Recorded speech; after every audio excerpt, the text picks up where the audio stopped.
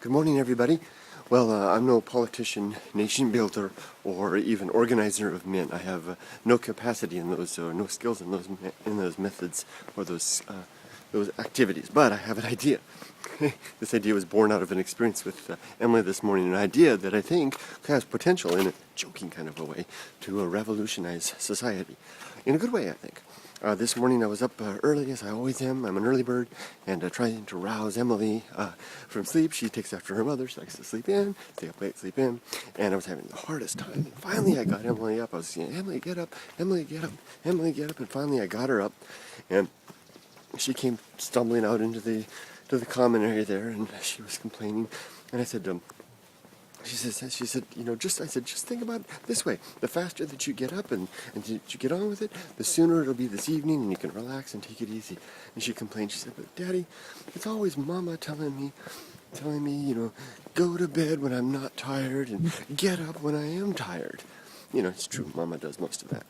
And that's where it kind of struck me. I said, hey, what if, as a society, as a society of humanity, what if we change that one operating principle, such that instead of pressuring ourselves to go to bed early when we're not tired, and to get up early when we are tired, what if we reverse that and encouraged ourselves and others to stay up late into the night, like your night owls like to do, and then instead of rousing ourselves from bed, having our mothers and our spouses and our friends and our bosses calling us to wake us up early, we slept in as long as we wanted.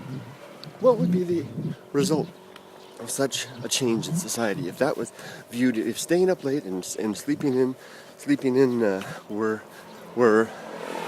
viewed as thumbs up activities? What would be the result? Well, I think what would happen is that we would have, in essence, a slowing of the economy, a slowing of the activities of human society, of infrastructure, and work flow would become less efficient as workers didn't show up on time necessarily to their jobs. Well, here we go, across the street. And companies would fail. Only those companies that were truly necessary in capacities and would remain. A lot of the excess stuff might fall to the wayside, and a lot of the necessary stuff as well. Our quality of living may suffer as part of this. But what would basically happen is we would begin to see a reduction in the human metabolic system. I'm talking about the metabolism of the human species. Metabolizing, ingesting the resources of the precious resources of the earth, consuming them and expelling waste products, often in a non-renewable manner. We may actually begin to slow things down.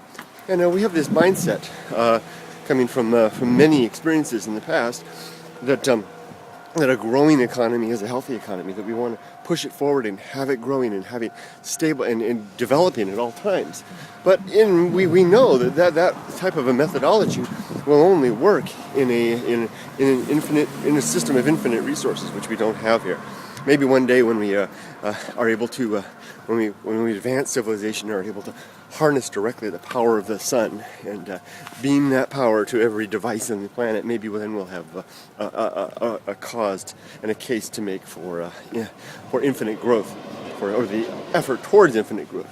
But even then, we have the damage that it all causes. So, what I'm saying simply is that by basically becoming a more laid-back, lazy species, we will relax a little bit in our living and our exploitation and use of what we've got.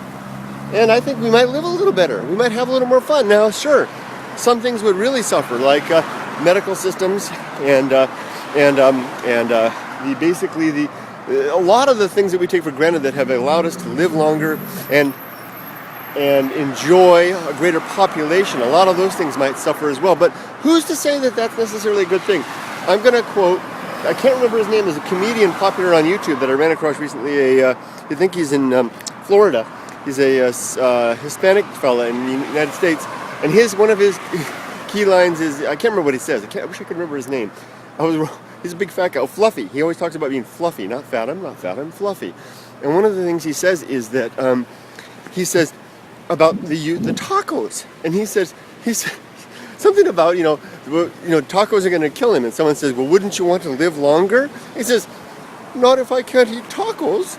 I mean, that's great logic. Okay, so maybe, I love that. So maybe if we reduce this system, if we switch things around so that we stay up late and get up late, and just relax a little bit, enjoy life a little more, live a little more slovenly, run around in our PJs a little bit longer, and as a consequence, utilize less of what we've got and enjoy more of what we do have for a longer time. Maybe things will, our longevity as individuals will decrease, but maybe we'll enjoy that time a little bit better. It's like like the comedian said, who wants to live to be 80 if it's without tacos? I don't think I would. So I'm thinking seriously about Emily's point of view. Let's stay up late. Because in the late hours, that's when you've got the fun activities. That's when you're doing the things you like, relaxing, hanging out with family, popping on the computer, internet, listening to Pink Floyd really loud, taking a long, luxurious bath, writing poetry, walking in the moonlight, all those kind of wonderful things. And sleeping in, you can hear the birds singing as you lay in bed and have the window slightly open or the rain pattering and think, well, it's raining outside, but I don't have to go out there right now. And then when you're nice and rested, you can get up, head out there, and hit the thing hard and fun, and for briefly, work for half a day, get on home, and enjoy the evening from there. It's a way of life that I can embrace, and if it means that we don't live as long, now there's not as many of us, but that our planet lives a little bit longer, and we squeeze more joy and circumstance out of the time that we have, then I'm all for it. Yeah. There we go. Thanks for the inspiration, Emmy, for whatever it's worth. I'm going to go have some tacos as soon as I get to LA. Bye-bye, everybody.